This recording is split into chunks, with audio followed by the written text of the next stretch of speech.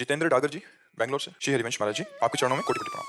महाराज जी, एक ओहम बहुश्यामः, एक भगवत वाक्य है। फिर ऐसा क्यों है कि मुझे मेरी ही माया मनुष्य जन्म में अपने अधीन कर लेती है और ये अन्य तुम जान अवतारिक कहाँ पा रहे हो? अपने स्वरूप को जान कहाँ पा रहे हो? जान कहाँ पा रहे हो? जानने राजा ऐसे बन जाता है? पहले सैनिक होना चाहिए, मजबूत, वफादार और फिर शत्रु पक्ष की पराजय, तब राजा का हुक्म चलता है। ऐसे थोड़ी राजा बन जाओगे कि एक ओम बहुश्यामः, मैं परब्रह्म परमात्मा हूँ, मेरे आदेश से सूर्य उदय होंगे, नहीं तो नहीं होंगे। इतनी सामर्थ्य है? तुम मायापति हो, ऐसा अनुभव है तुम्हें? माया के गुलाम हो, इंद्रियों के गुलाम हो, मन के गुलाम हो। ईमानदारी से देखो, तुम मन और इंद्रियों को अधीन किए हुए हो। तभी वो तो कहा सैनिक पर अधिकार और विजय प्राप्त। निर्विषय, निर्विकार, जो बिल्कुल कहीं किंचन मात्र भी न सोचती न कांक्षती। अपने स्वरूप में तो आओ, तब प्रश्न करो आकर के। अभी तो गुलाम बने बैठे हुए हो इंद्रियों के और मन के और माया के। और तो फिर कैसे समझ पाओगे कि एक ओम बहुश्यामः? उसके लिए तो लोक परलोक के समस्त भोगों का जो विलासिता का भाव, उसका त्याग, शुद्ध विवेक, मुमुक्षुता, तितिक्षता, साम दाम नियम, तब जाकर को परमात्मा स्वरूप में लौटता है। अभी तो आप इसी में बिखरे पड़े हो, लौटे कहाँ हो? पूरा का पूरा देह भाव है, एक सेकंड के लिए ब्रह्म भाव नहीं। क्यों भाई? जहां आप बैठकर बात कर रहे हो, यहाँ बिल्कुल एक सेकंड के लिए ब्रह्म भाव नहीं है। पूरा का पूरा देह भाव है। कैसे जान पाओगे तुम वही हो? कैसे जान? जब तक देह भाव नहीं जाएगा, तब तक कैसे जान पाओगे? बिना स्वरूप सिंहासन पर विराजमान हुए उसका हुक्म थोड़ी चलता है राजा का। तो अभी आप स्वरूप में थोड़ी हो, आप तो रूप में हो। तो रूप में हुक्म चलता है, इंद्रिय और मन की गुलामी वही है। स्वरूप में हो जाओ, इंद्रिय मन को अधीन कर लो। अभी देखो कौन माया, कहाँ माया, कैसी माया। माँ माने नहीं, या माने जो, जिसकी सत्ता ही नहीं उसका नाम माया है। समझ पा रहे हो आप? क्या प्रश्न है आपका? कह रहे कि मुझे मेरी ही माया मनुष्य जन्म में अपने अधीन कर लेती है और अन्य अवतारिक स्वरूपों में वो मेरे अधीन कार्य करती है। अभी हो नहीं ना, अभी स्वाप्निक पुरुष हो, जगे हुए पुरुष नहीं हो। इससे तुम्हारी बात का कोई महत्व नहीं है। भगवान श्री विष्णु जी के लिए पूजा जाता है ऐसे। उनका भी अवतार हुआ है, उनके भी नौकर जैसे बाकी अन्य और भी जैसे लोग हैं, जन्म उस हिसाब से बताते हैं, पालन पोषण बताते हैं, धरती पर विचरण बताते हैं। हम जब अपनी बात करें ना, तो फिर अपनी बात करें, दूसरों न कोई। ये जहां से तुम शुरू की ना वेदांत की बात, एक ओहम बहुश्यामः से, फिर दूसरी बात नहीं, सिर्फ अपनी बात करो। तुम्हारी समस्या क्या है? तुम्हारी समस्या का समाधान हो गया तो मत्ता परतरम नान्यत किंचिदस्ति धनंजय। किंचन मात्र भी ब्रह्म के सिवा कुछ नहीं है, श्री कृष्ण के सिवा। समस्या आपकी समाधान होनी चाहिए, श्री कृष्ण की थोड़ी, महाअवतारों की थोड़ी। ये तो सब ऐसे करो, कुछ नहीं, एक मात्र ब्रह्म, एक ओहम अब बहुश्यामः। अब उस सवाल को हल करो। फैलने की जरूरत क्या है? फैलोगे तो फिर जमाना ही जमाना है, उसका उत्तर कितना? रात दिन देते रहो। वेद और शेष सरस्वती गान करते हैं, क्या उस परमात्मा स्वरूप की महिमा का पार पा पाएंगे क्या? हम तुम तो ऐसे मच्छर हैं, हम तुम तो मच्छर हैं। मच्छर कितनी उड़ान उड़ेगा? गरुड़ अपनी उड़ान उड़े, मच्छर अपनी उड़ान उड़े, तो भी आकाश का पार पाएगा क्या? वो है परमात्मा, जो मेरी आत्मा है, जो मेरा स्वरूप है, वो ऐसा है। गगन सदृशम तत्वमस्यादि लक्ष्यम एकम नित्यम विमल अचलम सर्वधि साक्षीभूतम भावातीतम। तुम्हारे भाव से भी अतीत, क्योंकि अभी हम देह भाव में हैं। अपने को पहले अपने को उठाओ। यही कृष्ण है, यही तुम हो, यही ब्रह्म है, यही तुम हो। बस बीच का पर्दा हटा दो जो तुम और ब्रह्म में दिखाई दे रहा है। अब इसको हटाना इतना खिलवाड़ थोड़ी। जिसने गुरुजनों की चरणों की आराधना की, रात दिन सच्चिदानंद चिंतन में रहा, जागतिक चिंतन छूटा और फिर वो सिद्ध हुआ, तब स्वरूप बोध हुआ। स्वरूप बोध हुआ से कुछ नहीं। यही जाने जग जाए हेराई, जागे जथा स्वपन भ्रम जाई। समझ पा रहे हो तो उपाय का? जेहि जाने ये जग जाए हेराई, कैसे? जागे जथा स्वप्न भ्रम जाई। जैसे स्वप्न में जो कुछ देखा, जगने पर सब मिथ्या हुआ, ऐसे जिस तत्व को जान लेने पर ये नानात्व मिथ्या भाषित होता है, सत्य सच्चिदानंद परमात्मा एक अनुभव में आता है। वही तेरा स्वरूप है, वही तू है। खत्म फिर, जीवन मुक्त हो गया। अब कहने में इतनी बात है, लेकिन ज्ञान के पंथ कृपाण के धारा परत खगेश लगत नहीं बारा।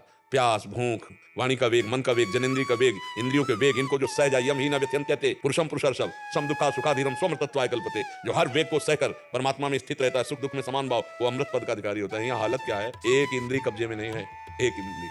अपनी तो चर्चा घर जैसी होती है ना, उस विषय के बाद उठो। जैसे अर्जुन से कह रहे ना, उठो उत्तिष्ठ अर्जुन परंतप मार इनको।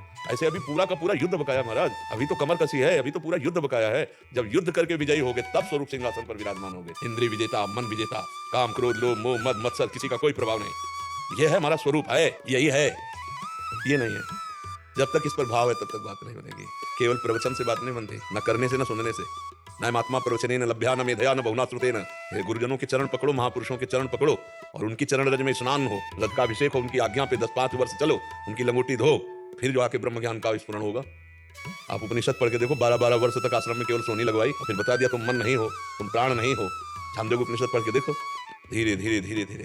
यहाँ हालत क्या है? यहाँ हालत तो प्रवचन चाहिए ब्रह्म ज्ञान का करे। वो स्वामी जी ने लिख दिया पहले, ब्रह्म ज्ञान बिन नारी नर करई न दूसरी बात, और कौड़ी लागी लोभवश करई विप्र गुरु घात। ऐसा ब्रह्म ज्ञान स्फुरित होगा कलयुग में, क्योंकि महापुरुषों के चरणों का आश्रय लेकर संयम पूर्वक साधना के मार्ग में चलना बहुत कठिन है। ज्ञान के पंथ कृपाण के धारा परत खगेश लगे नहीं बारा, जो निर्विघ्न पंथ निर्वाही तो कैवल्य परम पद। महाराज जी, जिनको ये एक ओहम बहुश्यामः वाक्य का अनुभव हो गया, उन महापुरुषों की स्थिति क्या होती है? मृत मुर्दे की स्थिति क्या होती है? मुर्दे की स्थिति में कोई कामना, आप चंदन लगाओ, या आप थप्पड़ मारो, निंदा करो या स्तुति करो, लाभ हो या हानि हो, सुख हो या दुख हो, कुछ असर पड़ेगा? बिल्कुल ठीक वही स्थिति सिद्ध महापुरुष की होती है। देह भाव से वो मृत होता है, अमृत पद में स्थित, देह भाव में मृत। सम्मान निरादर आदर ही सब संत सुखी विचरण तुम्हें। न मान का, न अपमान का, न लाभ का, न हानि का, न सुख का, न दुख का, जो कोई है ही नहीं दूसरा, एक ही परब्रह्म, उसमें से अरे महा आनंद का मार्ग है। महाराज जी ये एक स्थिति हो गई, ये ज्ञान मार्ग की उच्चतम स्थिति है। महाराज जी प्रेम मार्ग की उच्चतम स्थिति, उनको सर्वत्र अपना प्रभु ही दिखते हैं। तो महाराज जी दोनों महापुरुषों की स्थितियों में क्या अंतर होता है? बाहरी ज्ञान में दूसरा कोई नहीं दिखता है, अपने आत्म स्वरूप का ही विस्तार है। और प्रेम में अपना कुछ नहीं दिखता, केवल प्रभु का ही विस्तार है। वो भी यहाँ बैठे हैं, वो बाहर भी हैं, हृदय में भी हैं, वही प्रभु। अपने विस्मरण केवल प्रभु का स्मरण। और ज्ञान में सब कुछ आत्म तत्व ही है, वही आत्म तत्व सर्वत्र व्याप्त है। मैं ही सर्वत्र व्याप्त हूँ, मेरा ही सब पसारा है, मेरा ही संकल्प है, दूसरा कोई नहीं। मेरा संकल्प मिटा, कुछ नहीं बचा। बहुत जोर का ज्ञान मार्ग का। महाराज जी उसमें भी अन्य ना कोई और इसमें भी अन्य ना। और क्या सवाल तो एक ही में हल होगा ना। कई बार कहा है कि परमार्थ के साधक का तभी पूर्ण निश्चय सही माना जाएगा जब उसके परिणाम में बाद में एक आवे, दूसरा नहीं होना चाहिए। एको ब्रह्म द्वितीयो नास्ति, बस एक आवे, चाहे ज्ञान के मार्ग से चले चाहे भक्ति पर। ज्ञान मार्ग से चलना बहुत कठिन, बातें बना लेना अलग है। जब वेग आता है ना, और उस वेगों को जब मैं नहीं हूं, फिर सह जाओ, टूटो मत, तो ज्ञान विस्फुरित हो जाएगा। तो ज्ञान की बातें कर लेना सहज है। लघु शंका का वेग तो रुकता नहीं, प्यास का वेग तो रुकता नहीं। जो नहीं जम वाई आना चाहती वो अपने आ जाती जबरदस्ती। विजेता शांत ब्रह्मभूता प्रसन्नात्मा, न सोचति न कांक्षति, समा सर्वेषु भूतेषु मद्भक्तिं लभते पराम। शांत एकदम। इसीलिए भगवान की शरण में होकर नाम जप करो, शास्त्र स्वाध्याय करो, संतों का संग करो, जैसे के हो वैसे ही अनुभव में आ जाओगे। मम दर्शन फल परम अनुपा, जीव पाओ निज सहज स्वरूपा। भगवान की शरण में रहने से भगवान बचाव पक्ष में है। अगर हमसे कोई गलती होती तो क्षमा कर देते हैं, बचाव पक्ष। और ज्ञान में कोई दूसरा है नहीं, तो गिरोगे तो धम्म से गिरोगे, कोई पकड़ेगा नहीं। और भक्ति में यही है कि करो सदा तिनके रखवारी, जिम्मे बालक राखे महतारी। भगवान रक्षा कर लेते हैं, और वही रक्षा करे तभी बात बनेगी। तो अपने सवाल मानी संख्या भगवान, सवाल हल होना। जैसे ज्ञान में भी है ना, तो मानी संख्या भगवान, मानी संख्या गुरुदेव, पर ब्रह्म साक्षात। अब उसी का विस्तार करो। पूरे संसार में गुरुदेव अखंड मंडलाकारं व्याप्तम येन चराचरम तत्पदम दृष्टम तस्मै श्री गुरुवे नमः, या सर्वम वासुदेवा भगवान। तो जब एक रह जाए पूरी सृष्टि में, दूसरा नहीं, तो सवाल हल हो गया, आप जीवन मुक्त हो गए।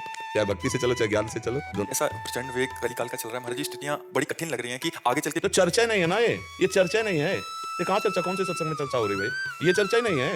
ये तो साधक हैं, बैठ करके परस्पर चर्चा हो रही है, तो ये चर्चा नहीं है। ये तो मान लो बहुत अच्छे साधक हैं, परमार्थ के चल रहे हैं, इनको तो सही रास्ता दिखाने के लिए एकदम कलिकाल है, उसकी सिद्धि होनी नहीं है।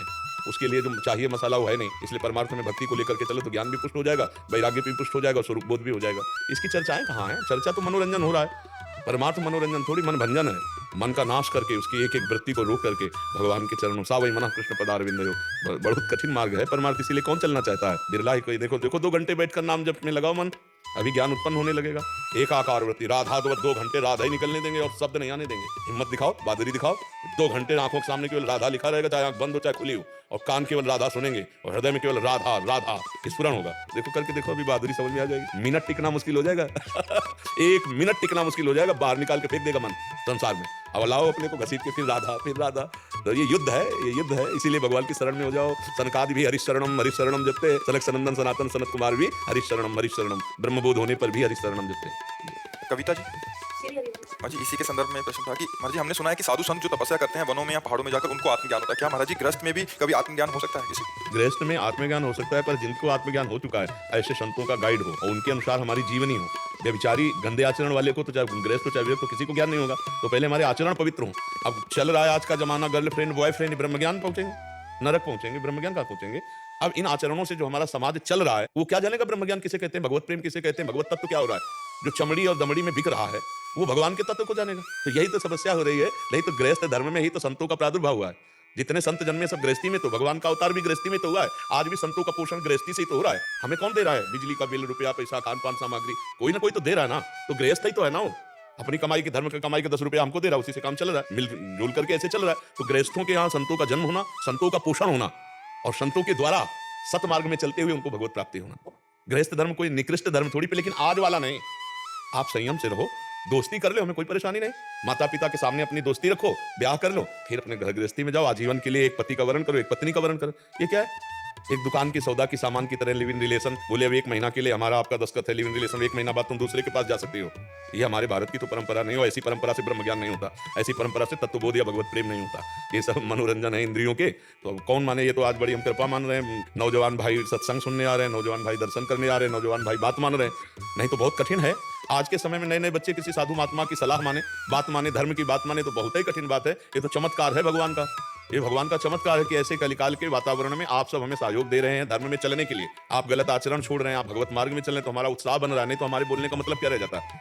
4 दिन बाद चुप होकर बैठ जाते हैं। अगर उसका परिवर्तन दिखाई दे रहा है तो हमको भी उत्साह मिल रहा है कि हम मेहनत कर रहे हैं, तो हमारी मेहनत का फल रंग ला रहा है। हमारे भाई लोग बदल रहे हैं, बहनें लोग बदल रहे हैं, अपने स्वभाव को बदल करके अच्छे मार्ग में चल रहे हैं। पर है बहुत कठिन, क्योंकि जब तक मन बुद्धि गंदे भोगों में जाएगा तो किस मन से हम भजन करेंगे? आप साथ रहेंगे गुरु जी हर जगह पे, तो कोई भी काम कठिन नहीं है। हाँ, गुरुजन साथ रहे तो फिर कोई कठिन है नहीं, क्योंकि नहीं लगता हमारे को। बिल्कुल बिल्कुल आप भगवान। देखते और हैं, आप ही दिखते हो हमारे को। इसीलिए हमने कहा अगर संतों का संग मिले तो गृहस्थी में भी भगवत प्राप्ति कोई कठिन नहीं है, क्योंकि गृहस्थी सबको पोषण करती है। गृहस्थी सबका पालन पोषण, पशु पक्षी साधु महात्मा सबका भरण पोषण गृहस्थों से होता है। और अगर फिर इसके बाद वो धर्म से चलता है और नाम जप करता है तो उसे बहुत जल्दी कृपा प्राप्त होती है। संतों की कृपा, भगवान की कृपा, मेहनत करके कमा रहा है, 4 को खवा रहा है और फिर भजन कर रहा है, ये बहुत जोर की बात है।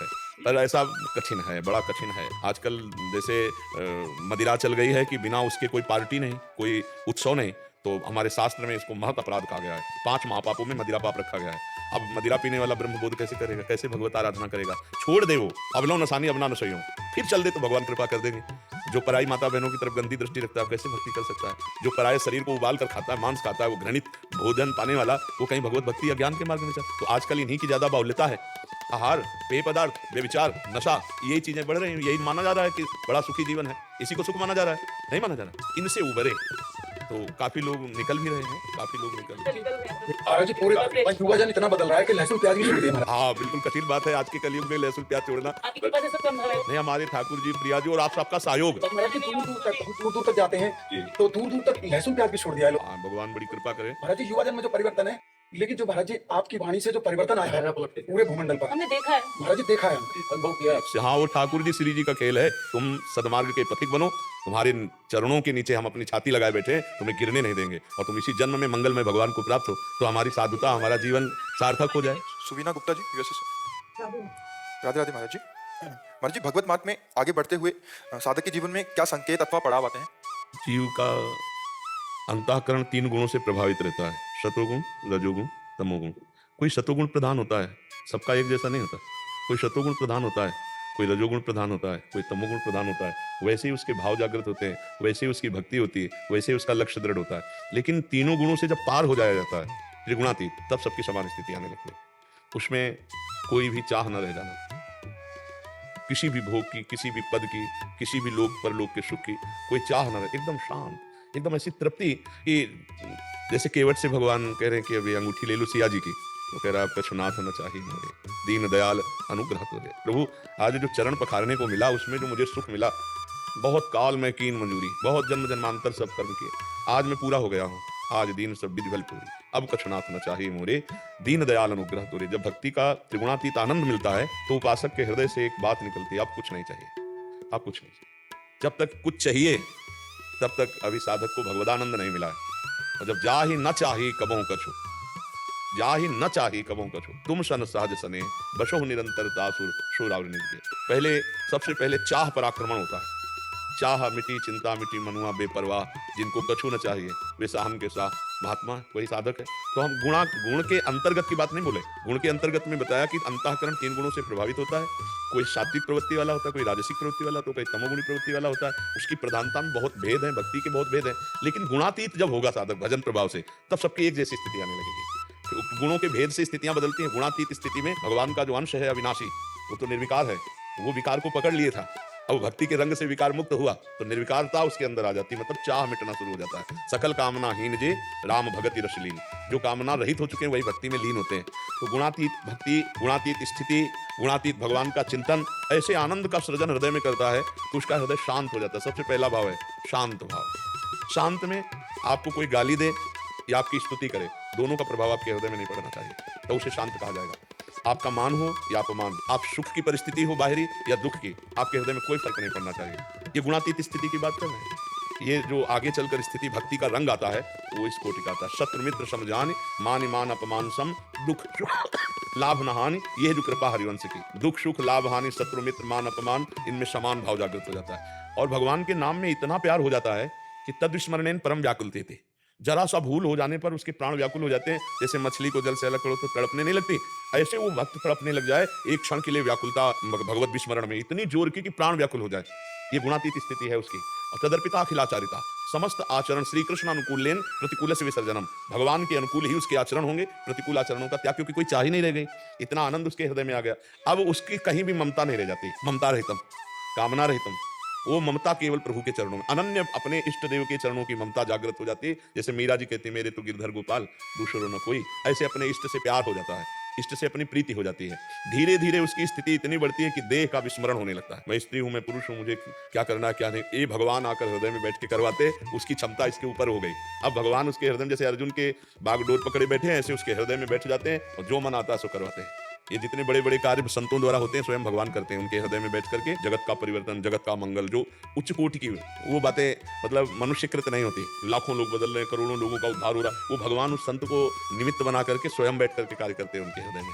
तो वो चाहे स्त्री हो चाहे पुरुष हो, उसका हृदय भगवान का भवन हो जाता है, भगवान का मंदिर बन जाता है, जो पूर्ण रूप से भगवान अनंत गुण है। अगर हम दिन भर ऐसे वर्णन करते हैं ना तो भी पार नहीं पाएंगे। भगवान गुणधाम है तो समस्त गुण भक्त में आ जाते हैं, समस्त दैवी संपदा आ जाती है। बस दो बातें बस ध्यान देनी है खास, कि वो भगवान के प्रतिकूल कभी आचरण नहीं कर सकता और भगवान को भूल नहीं सकता।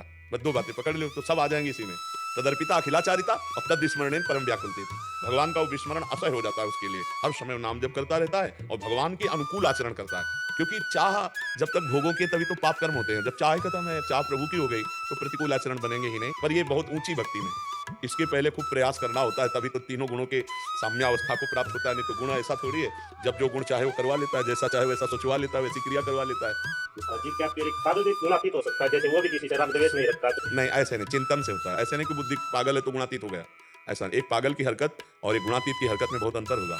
नहीं, जैसे समाधि की स्थिति होती है घोर गाढ़ सुसुप्ति, गाढ़ सुसुप्ति समझते हो ना, गहरा से सोया हुआ, बिल्कुल भान नहीं शरीर का, और यही समाधि की स्थिति होती है। लेकिन उसमें जागृत होते हुए भी गाढ़ सुसुप्ति, जागृत होते हुए गाढ़ सुसुप्ति, उसे समाधि कहते हैं। और ऐसे सुसुप्ति सो रहा है तो मतलब उसका कोई महत्व थोड़ी है।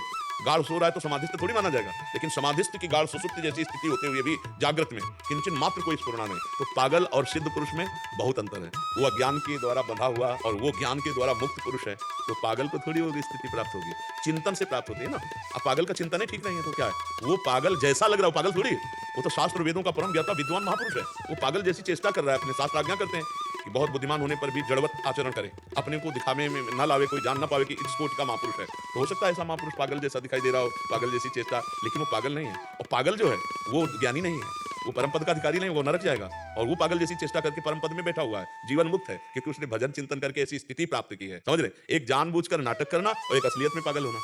तो असलियत में जो पागल है वो तो बेचारा अपने कर्म का फल भोग रहा है, लेकिन जो जानबूझकर पागल का रोल कर रहा है वो अपने आप को बचा रहा है, वो तो सिद्ध पुरुष है, जीवन मुक्त महापुरुष है। समझ पाए बेटा? और जैसे हम पशुओं को ना, जैसे वो मर्द आप बोलते हैं मरते सामने नाम सुना देना चाहिए, जैसे हम पशुओं से कोई कर्म नहीं बनते सुबह सुबह, उनको भी जैसे घर में पशु, उनको राधा नाम कीर्तन होता है, उनकी भी गति हो जाएगी, पक्का गति हो जाएगी। यदि अंतिम समय कान में राधा नाम पड़ा और शरीर छूटा तो भगवत प्राप्त। पशु को 2 साल मरे पशु तो, और राधा नाम तो सुना रहे हैं, पर वो कर्म कोई नहीं बन रहा उनसे नवीन है। नहीं, फाइनल तो आखिरी वाला माना जाएगा, उनका मंगल होगा, लेकिन फाइनल आखिरी वाला, उनका शरीर छूट रहा है और उनके कान में राधा नाम पड़ा, वो भगवत प्राप्त हो जाएंगे। ये सौभाग्य पशु पक्षी कोई भी हो। नहीं तो जैसे कई ऐसे पशुओं के चरित्रों में आता है कि भक्त के घर में होने के कारण उन्हें राम नाम, कृष्ण नाम, हरि नाम सुनने को मिला और अंतिम समय भगवान को प्राप्त हुए। तो अंतिम समय फाइनल की बात है। अब जैसे अभी आप बोल लिए राधा, और तो अब जब अंतिम समय आपका आएगा उस समय का फाइनल देखा जाएगा कि अब आए आपकी चित्रवती। यदि गलत जगह हुई तो इसका आपको फल मिलेगा राधा नाम का, कि आपको चांस मिलेगा भजन करने का, लेकिन फाइनल आखिरी में होगा। अंतिम जीवन का फाइनल राधा, ये अजामिल का हो गया था। फाइनल में बोला नारायण, बेटे के लिए ही सही, पर मुख से नारायण निकला, यमदूत आ गए, गला दबा दिए, भगवान के पार्षद आ गए, उनकी फांस काट करके उनको जीवन मुक्त कर दिया। तो क्या नारायण पहले नहीं बोला था? हजारों लाखों बार बोला होगा जब बेटे का नाम है। तो उस समय ना भगवान के पार्षद आए, ना कोई घटना घटी। अंतिम फाइनल में जब शरीर छूटने का था तो पुत्र को बुलाया नारायण, बस इसी से फाइनल हो गया। फाइनल अंतिम में है, इसीलिए हम प्रयासरत रहते हैं पूरे जीवन कि अंतिम समय हमारा भगवान के नाम का स्मरण हो जाए और शरीर छूट जाए तो हम भगवान को प्राप्त हो जाएंगे। ऐसे जप रहे हैं, व्यर्थ नहीं जाएगा। नामे भक्ता प्रणश्यति, भक्त का नाश नहीं होता, भजन का नाश नहीं होता, पर भगवत प्राप्ति का फाइनल वो आखिरी में होगा। उस समय अगर भगवान का स्मरण आ गया तो जीवन मुक्त, नहीं आया तो फिर चांस देंगे भगवान। ऐसे भक्तों के यहाँ, श्रीवान कुलवान के यहाँ जन्म देंगे जहाँ आपको भजन का सहयोग मिले, फिर भजन करके निकल जाए। तो चाहे पशु हो, चाहे पक्षी हो, या मनुष्य हो, कोई भी हो, अंतिम समय उसके कान में नाम पड़ जाए तो उसको भगवत प्राप्ति है। सुरेंद्र जी, कोशिश है। राधे राधे महाराज। राधे राधे महाराज जी। महाराज जी, ये प्रकृति हमें सब कुछ देती है, हम इसका कर्ज कैसे चुका सकते हैं? नहीं, प्रकृति का कर्ज क्या? माँ का कर्ज चुका सकते हो क्या? माँ का कर्ज चुका सकते हो क्या? नहीं चुका। चाहे कोई सन्यासी हो, चाहे कोई हो, माँ को साष्टांग दंडवत करके महाप्रभु चैतन्य देव ने कहा था कि माता सची से कि अगर हम अपने श्रीअंग की चमड़ी उतार कर आपकी पादुका बनाए तो भी हम आपसे ऊरी नहीं हो सकते माँ। तो ये जगदम्बा है, ये जगत अम्बा है प्रकृति, परमात्मा पिता है और प्रकृति माँ है। हम इससे ऊरीन तभी हो सकते हैं जब हम परमात्मा प्राप्त हो जाए, तो हम प्रकृति से मुक्त हो जाएंगे। मना कष्टान इंद्रियाण जो प्रकृति स्थान कर सती वो परमात्मा स्थान आ जाए तो हमारा सब काम सब ऋणों से मुक्त हो जाएंगे। मातृ पितृण देव ऋण ऋषि ऋण सब ऋणों से मुक्त हो जाए यदि भगवत प्राप्ति हो जाए। और भगवत प्राप्ति नहीं हुई तो फिर पुनरपि जननम पुनरपि मरणम, इसी की गोद में बार बार जन्मना मरना, सुअर कुत्ता जो भी बनाए बनना पड़ेगा, जन्मना पड़ेगा। प्रकृति के बंधन से मुक्त होना है, प्रकृति के ऋण से मुक्त होना है तो परमात्मा की प्राप्ति अनिवार्य है। भगवत प्राप्ति के बिना इससे मुक्त नहीं हुआ जा सकता। भगवान श्री कृष्णचंद्र जी ने एकादशी स्कंद में भागवत में कहा है कि जो मेरा भजन करके मेरे को प्राप्त कर लेते हैं वो समस्त ऋणों से मुक्त हो जाते हैं। तो समस्त ऋणों में ये भी प्रकृति भी आ गई, यही है ना प्रकृति। अब आप देखो जब हम अलग करके देखेंगे तो फिर समझ में आना कठिन हो जाएगा। आप प्रकृति को ऐसे देखते हैं ना, नहीं ऐसे देखो, ये भी तो प्रकृति है, पांच भौतिक ये प्रकृति है, ये हम थोड़ी है, हमारा स्वरूप थोड़ी है ये तो प्रकृति का रचा हुआ स्वरूप है। जो हमारा स्वरूप है परमात्मा स्वरूप है, भगवद अंश है, तो उसको तो देखा नहीं। देखो बड़े आश्चर्य की बात है, 30 35 40 के हो गए लेकिन एक मिनट भी अपने आप को नहीं देखा। देखा कभी आपसे कहा जाए देखा, बोले हाँ देखे, ये आपका स्वरूप नहीं है, ये प्रकृति के द्वारा रचा हुआ है, ये भी तो प्रकृति का रचा हुआ है। अंतःकरण वो भी प्रकृति का है, स्वभाव वो भी प्रकृति का है। तीनों गुणों से 3 शरीर बने हुए हैं, स्थूल सूक्ष्म और कारण। जो इन तीनों शरीरों का लाग त्याग करके परमात्मा में स्थित होता है वो जीवन मुक्त होता है ज्ञान मार्ग में। और जो तीनों शरीरों को भगवान के चरणों में समर्पित करके निरंतर भजन करते हुए अश्रु प्रवाह करते हुए रुदन करते हुए भगवान को पुकारता रहता है वो भक्ति के द्वारा भगवान को प्राप्त कर लेता है। 2 ही मार्ग पुष्ट मार्ग है, एक ज्ञान और एक भक्ति। कर्मयुग तो दोनों तरफ हो सकता है, ज्ञान का भी उसमें और भक्ति का भी उसमें, लेकिन स्वतंत्र भगवत प्राप्ति के जो मार्ग हैं वो जैसे भक्ति है ऐसे ज्ञान योग है। बिना ज्ञान के माया से तरना कठिन है, बिना भगवान के प्रेम के शुद्ध ज्ञान होना कठिन है। इसलिए उत्तम जब हम आते हैं तो भक्ति आती है, उसी के पुत्र हैं ज्ञान वैराग्य। तो नाम जप करो, भगवान के आश्रित रहो, भगवान की कृपा मनाओ, वही हमें प्रकृति से मुक्त कर देंगे। प्रकृति का उपकार नहीं है, प्रकृति में हम फंसे हुए हैं, हमें छूट रहा है प्रकृति से। प्रकृति का उपकार नहीं है। क्या उपकार है प्रकृति का? ये प्रकृति हमें जल दे रही है, वायु दे नहीं तो प्रकृति का ही पोषण कर रही, हमें थोड़ी जल चाहिए। हमारा जो स्वरूप है उसे कभी पानी थोड़ी चाहिए।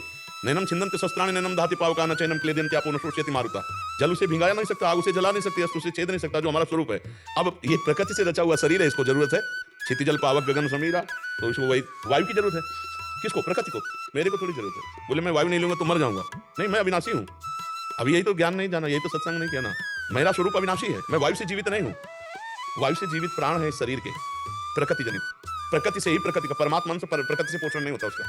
समझ पा रहेगा? शायद समझ पाओ कि अध्यात्म में थोड़ा गूढ़ है। जब हम आते हैं, जब प्रकृति शब्द देखते तो इधर देखते ये प्रकृति है, नहीं इधर लौट के देखो ये प्रकृति है, ये प्रकृति है। इसी पर विजय प्राप्त करना, इसी से राग रहित हो जाना, यही प्रकृति है। प्रकृति में प्रकृति का भोग हो रहा है। जीवात्मा को कुछ भी नहीं चाहिए, बस अपने स्वरूप को भूलकर भगवान की विस्मृति करके इस शरीर में लग गए तो फिर बात गलत हो गई। प्रकृति है ना ये, जानते हो ना? तो भूख प्यास जितने सब प्रकृति में हो रहे हैं, परमात्मा में थोड़ी हो रहे हैं, न जीवात्मा में हो रहे हैं, प्रकृति शरीरों में हो रहे हैं। प्यास लगी प्राणों का धर्म है, भूख प्यास पाना, देखना सुनना सब इंद्रियों का धर्म है। हर इंद्रिय अपना प्रभाव दिखा रहे हैं। तो आप कहाँ हो? तो वही बात देखें कि हम अपने आप को भूल करके इसे अब आपा मान लिया, बस यही बंधन है, इसी से हटना है। 1 मिनट कभी अपने को नहीं देखा आपने। 30-35 वर्ष हो गए इस घर में रहते हैं, तो अपने को नहीं जाना तो क्या ज्ञान है? अपने को नहीं जाना, हम भगवद अंश है। तो यही जहाँ जानने लगोगे तो फिर जितेंद्रीय होने लगोगे, गंदी बातें छूटने लगेंगी, भगवान का भजन होने लगेगा। ठीक है, नाम जप करो, सत्संग सुनो, परोपकार करो, इसी से मंगल होता है। मैं श्री जी की तस्वीर में अपने साथ रखता हूँ साहब। महाराज मैं सेना में कार्यरत हूँ, लेकिन मैं उनका भोग प्रतिदिन नहीं लगा पाता, हाँ, जैसे लंगर दूर होना या काम की व्यवस्था के कारण। वैसे हम कहते हैं कि नहीं, कोई पाप नहीं है और ये जरूरी भी नहीं है। अलग अलग पूजा का विधान है। अब हम लोगों के पास और कोई काम तो है नहीं, तो दिन भर पूजा करो। और जिनको फावड़ा चलाना, नौकरी जाना, वो अपनी वो पूजा है। सबकी पूजा अलग अलग, सब भगवान की पूजा कर रहे हैं। तो तुम्हारी जो पूजा है वो राष्ट्र सेवा है, उसकी प्रधानता रखनी है। हम कहते हैं भाव है, रख लो श्री जी की छवि, कोई जरूरत नहीं। पूरा जीवन राष्ट्र सेवा में समर्पित कर रहे, जो मिले सो राधा राधा बोल करके पालो और रात दिन सेवा में लगो, जहाँ जैसी परिस्थिति है। क्योंकि हो सकता है 10वें दिन स्नान करने को ना मिले। भाई आप ऐसी सेवा में हो कि हो सकता है 10वें दिन स्नान करने को ना मिले। हो सकता है कि 2-4 दिन आपके भोजन में भी समस्या पड़ जाए, कहाँ कैसे कौन सी परिस्थिति में तैनात कर दिए जाओ। अब ऐसी जगह है जहाँ बर्फ से ही काम चलाना है। जलन सी होती है महाराज कि मैं डेली खाना खाता हूँ, मैं भूख नहीं लगा पा रहा हूँ। नहीं समझ पा रहे, इसीलिए ना यहाँ नहीं बैठे। अहम वैश्वानरो भूत्वा प्राणी नाम देह माश्रिता। भगवान यहाँ वैश्वानर रूप से वही तो पचा रहे हैं। अहम वैश्वानरो भूत्वा प्राणी नाम देह माश्रिता। प्राणियों के देह में मैं विराजमान होकर के वैश्वानर अग्नि के रूप में अन्न को पचाता हूँ।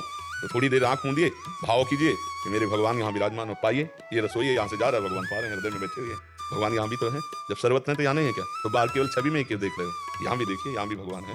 हर समय आपके साथ भगवान है, हर समय पूजा हो रही है। जब आप शयन करने जा रहे हो तो भगवान को साथ में शयन करा रहे हो, जब आप पा रहे हो तो भगवान को साथ में पवा रहे हो, जब आप स्नान कर रहे हो तो भगवान को स्नान करा रहे हो। बहुत सुंदर पूजा, केवल समझ जाओ। जब ज्ञान की वृत्ति जागृत होती है तो बाहर ये व्यवहारिक बातें सब धीमी हो जाती हैं, इनका कोई ज्यादा महत्व नहीं रहता। और जब तक वो आंतरिक ज्ञान नहीं जागृत होता तो बाहर इनका महत्व होता है।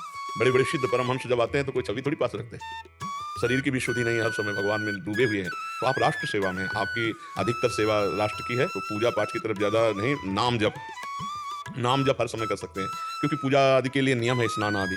और वो अब जिस ड्यूटी में हो, अभी कल कुछ आर्मी के जन आए थे, वो बता रहे थे कि हम जा रहे हैं बर्फ में तैनात होने, वहाँ मतलब शौच स्नान ये सब क्रियाएं मतलब बड़ा असंभव जैसा है, क्योंकि सब कुछ बर्फ से ही है। तो बोले अब कैसे हो पाएगा ठाकुर सेवा। तो जब तक रिटायर ना हो तब तक राष्ट्र सेवा के अनुसार चलो, और जब रिटायर हो जाओ तब भागवतिक नियम धारण कर लो, कोई बात नहीं। तब तक के लिए थोड़ा अब छवि साथ में कैसे भोग लगाओगे, कैसे वहीं महान स्वाद भी तो बनता है, कोई अलग थोड़ी रसोई होती है, ऐसा होता है वही। हाँ, तो फिर इसलिए मुझे लगता है जो मिले उचित खाओ, खूब नाम जप करो, राष्ट्र सेवा में रहो। जब राष्ट्र सेवा से रिटायर हो तब अपने नियम संयम धारण कर लो। अभी क्या नियम संयम धारण करोगे, तो इसलिए नाम जप करो और राष्ट्र सेवा पर प्रधानता रखो, उससे उदासीन मत हो। यही सबसे बड़ी सेवा। कल चर्चा की थी कि अगर नाम जप नहीं चल रहा और शरीर छूट रहा है राष्ट्र सेवा में, कहीं भी तैनात हो, तो आप स्वर्ग लोक जाएंगे। और अगर नाम जप करते हुए तो परम पद को प्राप्त होंगे, भगवान को प्राप्त होंगे। हानि तो किसी विषय में नहीं है। राष्ट्र सैनिक जब शरीर छोड़ता है राष्ट्र के लिए, चाहे युद्ध में हो या किसी घटना में हो, तो स्वर्ग लोक हो जाता है। और अगर कहीं भगवान का स्मरण करते हुए छोड़े तो वो भगवान को प्राप्त होता है। तो आप लोग राष्ट्र सैनिक कोई साधारण नहीं है। आप जैसे एक संत त्यागी सम्माननीय होता है, ऐसे राष्ट्र सेवा में लगे हुए सैनिकों का सम्मान करना चाहिए, क्योंकि बहुत कष्टप्रद जीवन भी होता है। हर स्थिति, हम सो रहे हैं अपने घर में और ये वहाँ बॉर्डर में खड़े हुए हैं, हो सकता है 6 महीने साल भर घर से ना मिलना पड़े, घर में ना जाने दें। जब छुट्टी मिलेगी तभी तो है। ऐसी ऐसी जगह तैनात हो गए, कई महीने वापस होना, और हो सकता है वापस ही ना हो पाए। कल वो कह रहे थे कि बर्फ की ऐसे ऐसे चट्टानें फट जाती हैं कि उनके नीचे ही दबकर प्राण निकल गए, शरीर तक वापस नहीं मिल पाते हैं। तो उस परिस्थिति को हमारे राष्ट्र के सैनिक सह रहे हैं, तो हमारे संत ही हैं, क्योंकि हमारे देश के लिए, संपूर्ण देश के लिए हो, तो ये राष्ट्र सैनिक सम्माननीय हो। आपको अंदर की बात हम कह रहे हैं। अगर बिना भगवत स्मरण के शरीर छूटा तो स्वर्ग मिलेगा, अगर भगवत स्मरण किया तो भगवान की प्राप्ति होगी। और ऐसे जीते तो जय जयकार तो है ही पूरे भारत की। तो हर तरह से लड्डू है हाथ में, निराशा नहीं होनी चाहिए। निराशा हो गई तब तो फिर मुश्किल हो जाएगा, फिर तो डिप्रेशन में पहुंचा देगा मन। निराशा नहीं आनी चाहिए, ठीक है। आकाश जी, राधे राधे महाराज। राधे राधे महाराज जी, आपके चरणों में कोटि कोटि प्रणाम। महाराज जी, हमारे में तो बहुत दोष हैं, उनमें से एक दोष है कि मुझे आध्यात्मिक क्षेत्र में, हालांकि कोई आध्यात्मिक क्षेत्र नहीं है मेरे अंदर, फिर भी चुप रहना, गुप्त रहना, लुप्त रहना नहीं आता। अगर थोड़ा सा भी कुछ अनुभूति होता है तो कुछ ज्ञान होता है, हालांकि कोई अनुभूति ऐसा ज्ञान नहीं है तो भी मन किसी को बताने का उत्सुक हो जाता है और बोल भी देता हूँ। महाराज जी, इस पे मैं कैसे? इससे है तो हानिकारक ही, इस वृत्ति से हटना चाहिए, क्योंकि भजन करना कठिन, करके बचाना कठिन, और बचा के पचाना कठिन। तो जो एक तो अनुभव ही क्या, अभी बच्चे हो कोई परमात्मा का, फिर भी जो वृत्तियां बनती हैं अगर हम उनको बाहर प्रकाशित कर देते तो क्षीण हो जाती है, फिर पुनः वैसी भगवत वृत्ति नहीं बनती। इसलिए जब तक भगवत साक्षात्कार ना हो जाए तब तक साधक को चाहिए कि अपने जो सत्संग की बातें हैं, जो अनुभूतियां हैं, जो भजन की प्रवृत्ति, वो गुप्त रखे। कभी ऐसा चर्चा करना हो तो आपस में जैसे 2-4 साधक बैठ गए तो निष्काम भाव से, अहंकारहीन होकर, उनकी भक्ति बढ़े इसलिए अपनी बातें जरूर बता दी। और अगर अहंकार करके अपनी छाप मारने के लिए बताएंगे तो भी उसमें हानि हो जाएगी। अध्यात्म बड़ा सूक्ष्म होता है। तो अब ये तो तुम्हारे हाथ में है, मत बोलो किसी को अपनी बातें, मत बोलो, और नाम जप करो, गंभीर भाव से हो। हाँ, वो स्थिति गुप्त वाली जब आएगी तो बोल ही नहीं पाओगे, पर जब तक नहीं आ रही तो उसके आने के लिए तो हमें उचित वाणी का मौन धारण करना है। व्यर्थ की बकवास करने से क्या होना है। अच्छा, टिकाऊ स्थिति तब मानी जाए जब निर्विकार हो। अभी निर्विकार तो हुए नहीं, तो छोटी मोटी वृत्तियों का क्या वर्णन करें, क्या वर्णन करें। काम विजयी, क्रोध विजयी, लोभ विजयी, मोह विजयी, अहंकार विजयी। अध्यात्म इसी का तो है ना, तभी भगवान का प्रकाश होता है। पहले इन पर विजय प्राप्त करें। काम क्रोध मदमान न मोहा, लोभ न क्षोभ, राग नहीं द्रोहा, जिनके कपट दंभ नहीं माया, तिनके हृदय बसहु रघुराया। जो काम क्रोध लोभ मोह मद मत्सर विजयी, जहाँ किंचित मात्र कोई दोष नहीं, वहीं ठाकुर जी प्रकाशित हो जाते हैं। निर्मल मन जन सो मोहि पावा, मोहि कपट छल छिद्र न भावा। तो अभी तो हमारी बहुत बड़ी आगे मंजिल है युद्ध की। हम छोटी मोटी बात को लेकर गर्व करें तो फायदा क्या। बड़े बड़े दिग्गज तो अभी खड़े हैं जिनको परास्त करना है भगवत प्राप्ति के लिए। काम क्रोध लोभ मोह मद मत्सर, अगर इनको पराजित नहीं किया तो पाखंड जरूर हो सकता है, दम्भ नाटक हो सकता है, असली भक्ति नहीं हो सकती। असली भक्ति निर्विकार हृदय में होती है। तो उसके लिए फिर मौन, नाम जप, सत्संग सुनो, दूसरों का परोपकार की भावना से खूब हित करो, पर गर्व ना आने पावे, तभी मंगल हो जाएगा। अगर ये सब कूड़ा करकट बना रहा तो कुछ अनुभव में नहीं आएगा। इसलिए बहुत, अभी तो बहुत दूर मन नगरी है, अभी तो बहुत दूर नगरी है। काछ वाच मन निश्चल राखे, धनी धनी जननी तेरी रे। नरसिंह मेहता जी कह रहे हैं, जवान का पक्का, लंगोटी का पक्का, मन का पक्का, तो पक्का भगवान मिलेंगे। 3 बात गई, काछ वाच मन निश्चल राखे, धनी धनी जननी तेरी रे, भड़ नरसैया दर्शन पावा। ऐसा कोई साधक मिले जो जवान का पक्का, लंगोटी का पक्का और मन का पक्का, तो पक्का भगवान मिलेंगे इसको। हाँ, ये गोस्वामी तुलसीदास जी भी कहते हैं, सत्य वचन आधीनता परतीय मातु समान, और इतने पर हरिनाम मिले तो तुलसीदास जमान। मैं इस बात की जमानत लेता हूँ, इस बात को शपथ पूर्वक कहता हूँ कि यदि आप लंगोटी के पक्के परतीय मातु समान और जबान के पक्के सत्य और मन के पक्के, तो निश्चित भगवत प्राप्ति हो जाएगी। आधीनता भगवान की, निरंतर नाम जप और सत्यवाणी सत्य आचरण, तो भगवान सच्चिदानंद है, वो कृपा करके दर्शन देने लगते हैं, झांकी आने लगती है, भाव में उसी में मस्त रहता है। तो अभी कुछ है ही नहीं तो क्या है, पहले तो चुप रहो, जब धनी बन जाना तब दूसरों को बांट देना। अभी तो संग्रह करो, पहले नाम रूपी धन, भजन रूपी धन संग्रह करो, फिर समाज को बांट। यहाँ से संत जन गए तो बांट के ही गए, बड़े बड़े सिद्ध महापुरुष। महाराज जी, हम एक आशा लेके आए थे यहाँ पे कि आपको देखकर तृप्त हो जाएगा, आपको देखकर तृप्त हो जाएगा, बट आप तो 2 दिन से थोड़ा बहुत शिव की कृपा से देख पा रहे हैं, बट तृप्त हो ही नहीं रहा। क्या क्या बताओ? तो देखने का तृप्त नहीं हो रहा, देख कर ही नहीं। हाँ, ये बात तो, ये तो होता ही नहीं है, ये तो होता नहीं, तो हमारे प्रभु में भी नहीं होता है।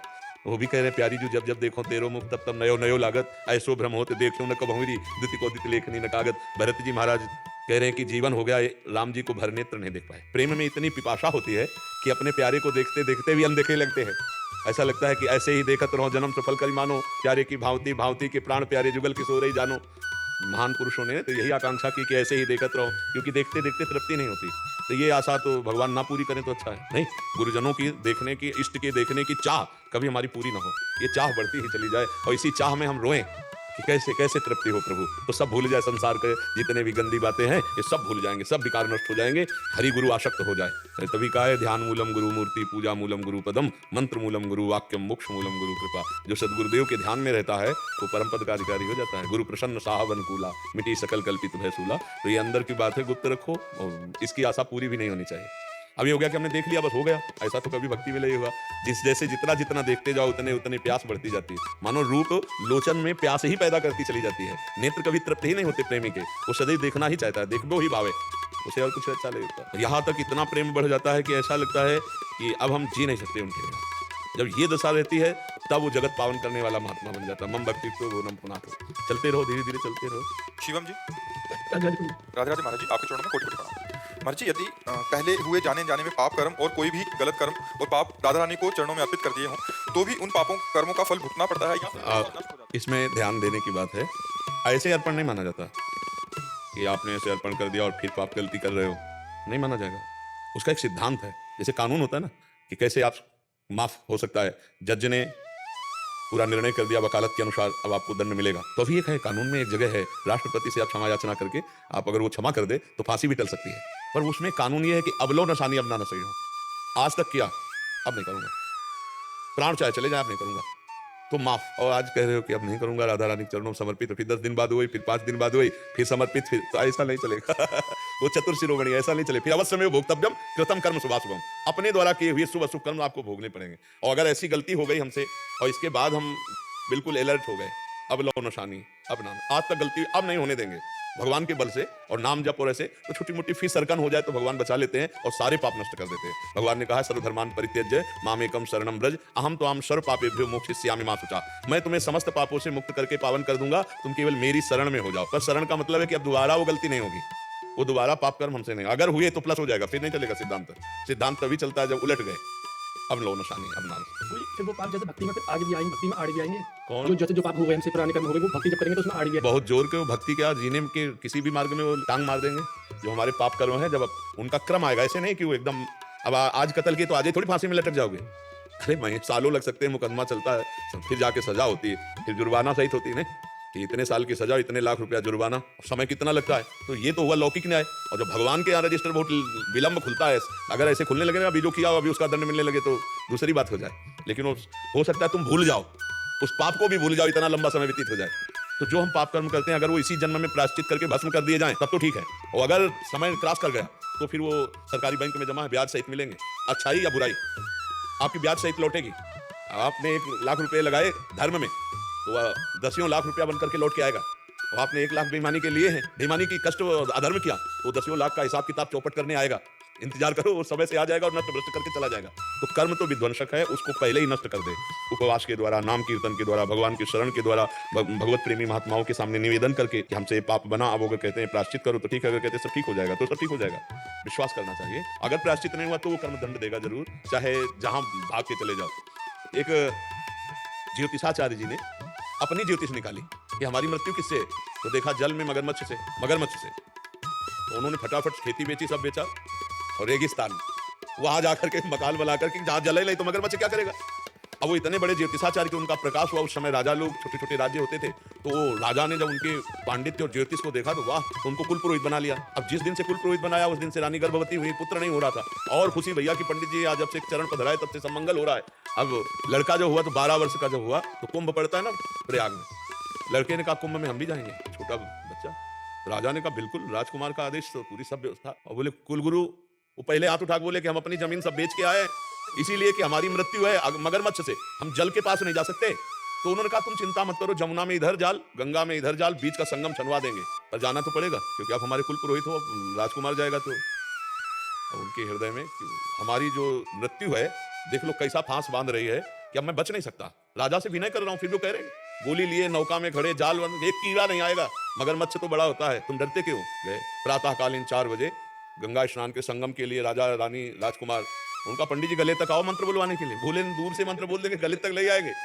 बोले पंडित जी आप समझते हैं हम राजा हैं, जब बार बार विनय आपसे कर रहे हैं, आप पंडित जी इतना गए, जो ही जल में इतना गए सोई मगरमच्छ प्रकट हुआ। पंडित जी को सब देखते ही रह गए। जैसी हो भौतव्यता तैसी बने सहाय, आप न आवे ताई पे ताई तहां ले जाए। जो विधना ने लिख दिया छठी राव के अंक, राई घटे न तिल बढ़े, रहुरे जीव निसंग। भोगना पड़ता है, इसलिए नाम जप करो, अभी मिटा दो भगवान के भजन से, अभी पाप कर्म को मिटा दो तो आगे बढ़िया मंगलमय हो जाएगा। मानव जीवन इसीलिए मिला है। नाम संकीर्तनम यस्य सर्व पाप प्रणाशनम, भगवान का नाम कीर्तन सब पापों का नाश कर देता है।